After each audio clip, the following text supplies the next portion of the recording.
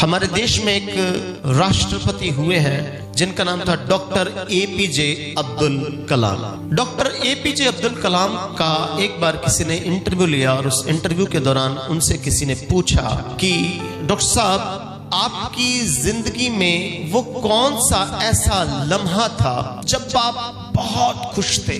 क्या आप उस समय खुश हुए जब आप एक वैज्ञानिक बने, या आप उस समय खुश हुए जब आपने 5 मिसाइल्स को उड़ाया? और डॉक्टर एपीजे अब्दुल कलाम के द्वारा 5 मिसाइल को उड़ाया गया। उसमें एक मिसाइल थी पृथ्वी मिसाइल, एक थी आकाश मिसाइल, एक थी अग्नि मिसाइल, एक थी नाग मिसाइल, एक थी त्रिशूल मिसाइल। ये 5 मिसाइलें उनके द्वारा छोड़ी गई। तो उनसे पूछा गया, क्या जब आपने इन मिसाइलों को छोड़ा आकाश में तब आप बहुत खुश हुए? उसने कहा नहीं। और क्या तब आप खुश हुए जब आपने पोखरण में पहली बार न्यूक्लियर टेस्ट किया? उसने कहा तब भी मैं इतना खुश नहीं हुआ।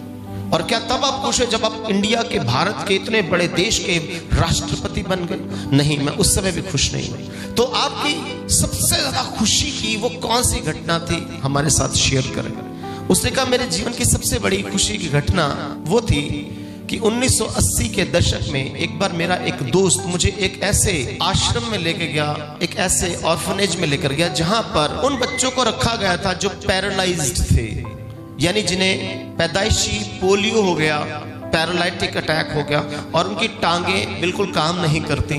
उस आश्रम में मैंने बच्चों को देखा, लड़कियां लड़के जिनकी टांगें काम नहीं करती थी, पतली पतली टांगें थी और उनकी टांगों में शिकंजे लगाए गए थे लोहे के, जिन्हें अंग्रेजी में प्रोस्थेटिक लिम्स कहते हैं और उसको कैलिपर्स भी कहते हैं अंग्रेजी में। कैलिपर्स होते एक शिकंजा लोहे का, 4 किलो का इस टांग में, 4 किलो का इस टांग में लगाया और बैसाखियों के साथ बच्चे चलते हैं। उस आश्रम में बच्चों की इस हालत को देखा तो मन में एक बड़ी चिंता हुई कि मुझे इन बच्चों के लिए कुछ करने की जरूरत है, क्योंकि एक टांग में 4 किलो, दूसरी टांग में 4 किलो, टोटल 8 किलो का वेट लेकर ये बच्चे चलते हैं और कई बार बच्चे चल भी नहीं पाते क्योंकि टांगों में इतनी जान ही नहीं। कहते इसके लिए मैंने एक बोझ लिया, एक रिस्पॉन्सिबिलिटी ली और मैंने कहा कि कुछ ना कुछ इन बच्चों के लिए किया जाना चाहिए। कहता उस दौरान हम मिसाइल के ऊपर काम कर रहे थे, तो जो मिसाइल का जो टिप होती है, टॉप कोन होता है, सबसे ऊपर का जो कॉर्नर होता है, उस पर एक खास किस्म का मटेरियल लगाया जाता है जिसे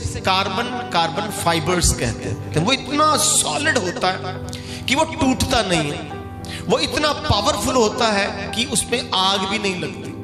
वो इसलिए टिप में लगाया जाता है क्योंकि जब मिसाइल को छोड़ा जाए तो उसे वातावरण का विरोध का सामना कर सके, हर तरह के एटमॉस्फेयर का सामना कर सके, ताकि वो टूटे ना, बिखरे ना, आग ना लगे, किसी तरह का नुकसान ना, वो टिप में लगाया जाता है। और उसकी कार्बन फाइबर की एक खास विशेषता ये भी है कि ये उस मिसाइल के वेट को हल्का कर देता है। कहता मुझे वहां से आइडिया मिला कि अगर ये मिसाइल के वेट को हल्का कर सकता है तो क्यों ना इन बच्चों के लिए प्रोस्थेटिक लिम्स ऐसे बनाए जाए, ऐसे कैलिपर्स बनाया जाए जिसमें ये कार्बन फाइबर्स लगाया जाए। तब हमने नए तरह के कैलिपर्स बनाए, नए तरह के प्रोस्थेटिक लिम्स बनाए जिनमें ये कार्बन फाइबर्स लगाया गया और 4 किलो का वो जो प्रोस्थेटिक लिम्ब था वो 400 ग्राम का बन गया। बोला हालेलुया। कितने ग्राम का बन गया? 400 ग्राम का। मतलब कि 4 किलो की जगह 400 ग्राम, तो कुछ भी वेट नहीं होता। तो उन बच्चों को जब वो प्रोस्थेटिक लिम्ब लगाए गए, वो कैलिपर्स लगाए गए, तो बच्चे बड़े आनंदित हुए, दौड़ने शुरू हो गए, वो फुटबॉल खेल रहे हैं, वो साइकिल चला रहे हैं। कहता वो मेरी जिंदगी का जो क्षण था, लम्हा था, वो परम आनंद का लम्हा था, सबसे ज्यादा खुशी का लम्हा था। बोलो हालेलुया। जब मैंने ये स्टोरी को सुना तो मैं बड़ा एक्साइटेड हुआ, मुझे बड़ा अच्छा लगा। मुझे ऐसा लगता है कि एक सच्चे मसीह विश्वासी को यीशु मसीह ने ऐसे बनाया। यीशु मसीह ने हमें वो कार्बन फाइबर बनाया। यीशु मसीह ने मुझे और आपको क्या बनाया? ताकि हम टॉप में रहे, टिप में रहे और हर विरोध का सामना कर सके और एक दिन रैप्चर में उठाए, हम हल्के हो जाएं और उठाए जाएं, ऊपर चले जाएं। बोलो हालेलुया।